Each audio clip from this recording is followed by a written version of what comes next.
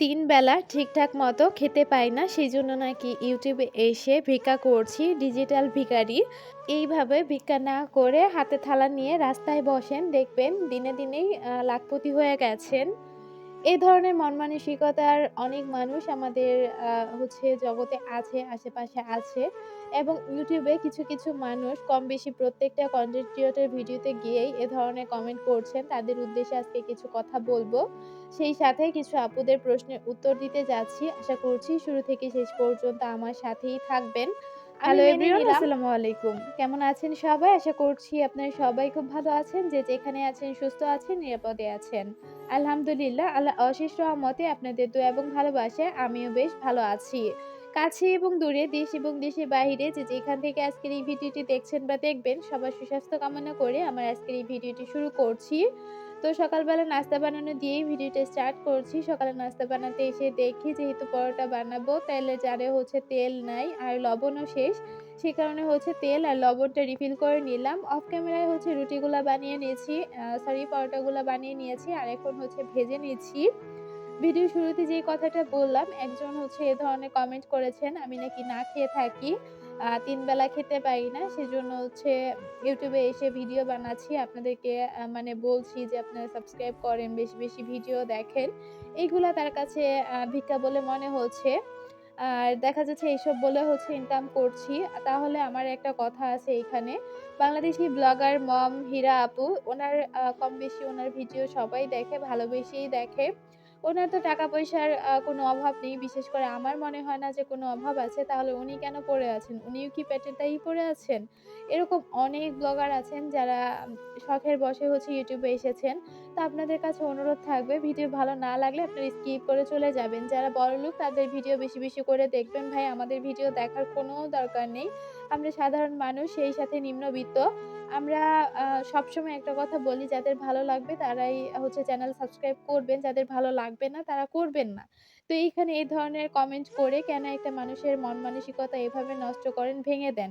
যাই হোক, রিজিকের মালিক আমাদের স্রষ্টা। যিনি আমাদেরকে পৃথিবীতে বানিয়ে পাঠিয়েছেন, তিনি আমার রিজিক নির্ধারণ করে রেখেছেন। সেটা যেকোনো মূল্যে হোক আমি সেটা পেয়ে যাবো। তো যাই হোক, এদিকে অনেকেই জানতে চেয়েছিলেন YouTube থেকে আমি প্রতি মাসে কত টাকা ইনকাম করি বা ইনকাম করা যায় কিনা? YouTube থেকে আমি এখন পর্যন্ত ৳১ ও পাইনি। যদিও বা আমি একটা পেমেন্ট পেয়েছিলাম, সেই পেমেন্টটা দেখা যাচ্ছে অ্যাকাউন্ট নাম্বার ভুল দেওয়ার কারণে অন্য একটা অ্যাকাউন্টে চলে যায়। সেই টাকাটা আমি আর তুলতে পারিনি। তো যাই হোক, এখন পর্যন্ত তো সেভাবে আসলে কাজকর্ম করতে পারছি না। আর অনেকেই এই চ্যানেলে এসে আসলে নানান ধরনের কমেন্ট করেন। আপনারা তো জানেন যে ১,০০০ সাবস্ক্রাইব বা ৪,০০০ ওয়াচ টাইম পূরণ না হলে মনিটাইজেশন এর জন্য এপ্লাই করা যায় না।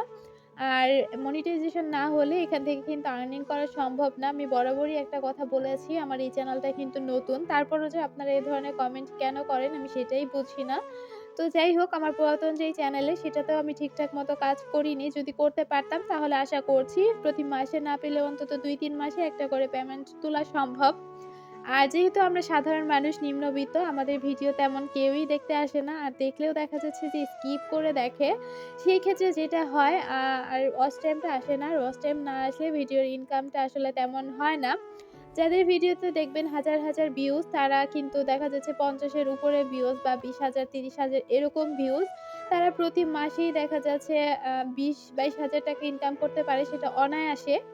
এটা আপনার ভিডিওর ভিউজ এর উপর। যত বেশি ভিউজ হবে তত বেশি এড আসবে। আর যত বেশি এড আসবে তত আপনার ডলার রেটটা বাড়বে। তো আশা করছি আপনারা বুঝতে পেরেছেন। আর এখন পর্যন্ত আমি এখান থেকে ৳১ ও ইনকাম করতে পারিনি। তবে যদি আল্লাহ চায় এবং আপনাদের ভালোবাসা থাকে, অবশ্যই আমি এখান থেকে কিছু না কিছু করতে পারবো। তো যাই হোক, সকালে আমি আর বাবু নাস্তা করে নিয়েছি। আপনাদের ভাইয়া ঘুমাচ্ছিল। তো এই ফাঁকে ভাবলাম যে আমি আমার অন্যান্য কাজগুলা করে নেই। এই ভিডিওটা ছিল শুক্রবারের একটা ভিডিও। এদিকে ফ্রিজটা একটু ক্লিন করে ড্রয়িং রুমটা একটু করে হালকা পাতলা করে মুছে নিচ্ছিলাম। যেহেতু আমার বেশি ফার্নিচার নেই। আর সবসময় দেখা যাচ্ছে সেভাবে ক্লিনও করা লাগে না। হঠাৎ মানে সপ্তাহে ১ দিনই এই মোছামুছির কাজগুলা করলেও কিন্তু হয়ে যায়। তো আজকে চেষ্টা করেছি আপনাদের সাথে সেই পুরাতন রুটিন মাফিক কাজকর্ম করার জন্য। তো রুমের মধ্যে যেহেতু আপনাদের ভাইয়া ঘুমাচ্ছে, সেই কারণে আমি আর রুমটা গোছগাছ করতে পারিনি। অফ ক্যামেরায় দেখা যাচ্ছে রুমের কাজগুলা করে নিয়েছি। আর এখন পুরা বাসাটা ঝাড়ু দিয়ে নিচ্ছি। ভিডিওর এই পর্যন্ত যারা আমার সাথে আছেন কিন্তু একটা লাইক দিতে ভুলে গেছেন, প্লিজ একটা লাইক দিয়ে ভিডিওটি কন্টিনিউ করবেন। চ্যানেলে নতুন হয়ে থাকলে ভিডিওর কোনো অংশ, কথা বা কাজ যদি একটুও ভালো লেগে যায়, অনুরোধ করব প্লিজ চ্যানেলটি সাবস্ক্রাইব করে সাথেই থাকবেন। আর অবশ্যই পাশে থাকা বেল অপশনটি প্রেস করে অল অপশনটি সিলেক্ট করে দিবেন। এতে করে যখনই ভিডিও আপলোড করব নোটিফিকেশন পৌঁছে যাবে আপনার কাছে আর আপনি আপনার সময় সুযোগ করে কিন্তু দেখে নিতে পারবেন। এদিকে হচ্ছে বাহিরটাও একটু ঝাড়ু দিয়ে নিয়েছি। এরপর হচ্ছে গাছগুলাতে পানি দিতে হবে। তো পানি দেওয়ার আগে বাহিরটা সবসময় একটু ঝাড়ু দিয়ে নেওয়ার চেষ্টা করি। নয়তো দেখা যাচ্ছে একদম কাদা, কাদা হয়ে থাকে। আর দেখলাম যে গাছগুলাতেও ভীষণ পরিমাণ ময়লা জমেছে। তো ভাবলাম গাছগুলাও একটু ধুয়ে দেই। এরপরে হচ্ছে এই অংশটা মুছে নিব। যদিও বাহিরটা সবসময় মোছা হয় না। ওই যে সপ্তাহে ১ দিন মুছি। আর এই মোছামুছির কাজগুলো আমি রাতের বেলায় করে থাকি বেশিরভাগ সময়। দিনের বেলা বাচ্চাদের দেখা যাচ্ছে পায়ের ছাপ বসে যায় বা দৌড়াদৌড়ি করে, সেই কারণে দিনের বেলা আর আমার রুমগুলা মুছা হয় না। সেই সাথে আপনাদের সাথে শেয়ার করতে পারিনি। কিন্তু আজকে হচ্ছে ঘর এবং ড্রয়িং রুম সম্পূর্ণটাই মুছে নিয়েছি। আর এখন হচ্ছে এই যে গাছগুলাতে পানি দিয়ে বাহিরের অংশটাও আমি মুছে নিব। প্রতিদিন যে কাজগুলা করি সেই কাজগুলা যদি সকাল থেকে দেখা যাচ্ছে যে একদম ক্যামেরাবন্দি করি তাহলে ভিডিওটা ঘন্টার পর ঘন্টা হয়ে যাবে। কিন্তু সেটা তো আর সম্ভব হয় না। তো সেখান থেকে অল্প সংখ্যক কাজকর্ম আপনাদেরকে দেখানোর চেষ্টা করি। তবে এখন থেকে আমার পুরাতন চ্যানেল এবং এই চ্যানেলে আমি দুটো চ্যানেলেই ভিডিও আপলোড করব। যদিও বা কয়েকদিন আগে ওই চ্যানেলে একটা ভিডিও আপলোড করেছি। অনেকেই জানতে চান আমার ওই চ্যানেলের নাম কি? আমার ওই চ্যানেলের নাম হচ্ছে সেতুস ফ্যামিলি ব্লগ। আপনারা সার্চ দিলেই চলে আসবে। বা আমি লিঙ্কটা হচ্ছে ডেসক্রিপশনে বা কমেন্টে পিন করে দিব। আপনারা সেখান থেকে সরাসরি আমার ওই চ্যানেলে ভিজিট করতে পারবেন। এখন থেকে চিন্তা করেছি সারাদিনের কাজকর্মগুলো আমি দুটো চ্যানেলেই আপলোড করব। এতে করে যারা আমাকে পছন্দ করেন বা ভালোবাসেন, তারা হচ্ছে আমার সারাদিনের কাজকর্মগুলাই দেখতে পাবেন। যেহেতু আসলে আমি ঘরবন্দি থাকি, আমার সাধারণ কাজকর্ম নিয়েই আমাকে থাকতে হয় সারাদিন, বাচ্চা-কাচ্চা, সংসার সামলানো। এটা দিয়েই দেখা যাচ্ছে আমার সারাটা দিন চলে যায়। সেখান থেকেই কিছুটা অংশ আপনাদের সাথে শেয়ার করি। অনেকেই আমার ভিডিও পছন্দ করেন এবং খুব সুন্দর, সুন্দর কমেন্ট করেন। তাদেরকে ধন্যবাদ জানিয়ে ছোট করব না। যারা অনবরত আমাকে সাপোর্ট করে যাচ্ছেন তাদের সবার জন্য অনেক, অনেক দোয়া ও ভালোবাসা রইলো। যাই হোক, এই তো আমি হচ্ছে মোছামুছির কাজগুলা করে এখন চলে এসেছি কিচেনে। দুপুরে রান্নাবান্না করব। আপনাদের ভাইয়া উঠে গেছে। উঠে বলতেছে ওর নাকি মাথা ব্যথা করতেছে। তো বাসায় হচ্ছে কফি ছিল। ভাবলাম যে আমি যেহেতু সকালে চা দিয়ে হচ্ছে নাস্তাটা করেছি, এরপর কাজকর্মগুলা করছি। তো ওকে হচ্ছে একটু কফি বানিয়ে দেই। আর সে হচ্ছে দুধ চাটা খেতে চায় না। আর রং চাও দেখা যাচ্ছে সবসময় ওইভাবে বানানো যায় না। হ্যাঁ, অবশ্যই ফ্লাক্সে করে বসিয়ে দিলে দেখা যাচ্ছে রং চাটা হয়ে যায়। কিন্তু এইভাবে ওর কাছে ভালো লাগে না। ওকে হচ্ছে একদম কড়া করে বানিয়ে দিতে হবে। তো ভাবলাম যে যেহেতু দুধ জাল করছি, এখন হচ্ছে ওকে একটু কফি বানিয়ে দিব সেই দুধ দিয়েই। দুধটা বের করেছিলাম হচ্ছে কিছু একটা রান্না করার জন্য। এটা হচ্ছে আমি প্রতিদিনই করি। একটু করে বের করি। এরপর দেখা যাচ্ছে যখন অলসতা লাগে আবার হচ্ছে দুধটা ফ্রিজে ঢুকিয়ে রেখে দেই। দুধটা বের করেছিলাম হচ্ছে রাতের বেলা। তো আমি নরমালে রেখে দিয়েছিলাম। কিন্তু এটা দিয়ে আর কোনো কিছু করা হয়নি। ভাবলাম সকালে একটু চা বানিয়ে খাবো। তো গুঁড়ো দুধ দিয়েই হচ্ছে আমি চাটা খেয়ে নিয়েছিলাম। আর এখন হচ্ছে এই যে আপনাদের ভাইয়াকে কফিটা দিয়ে এরপর হচ্ছে আমি দুপুরে রান্না-বান্নার জোগাড়টা করে নিবো। সেটা অফ ক্যামেরাই করে নিয়েছি। কারণ ক্যামেরা অন করে যদি করতে যাই ভিডিওটা অনেক বড় হয়ে যাবে। এমনিতেও ভিডিওটা অনেক বড় হয়ে গেছে। মানে ১২ মিনিটের উপরে হয়ে গেছে।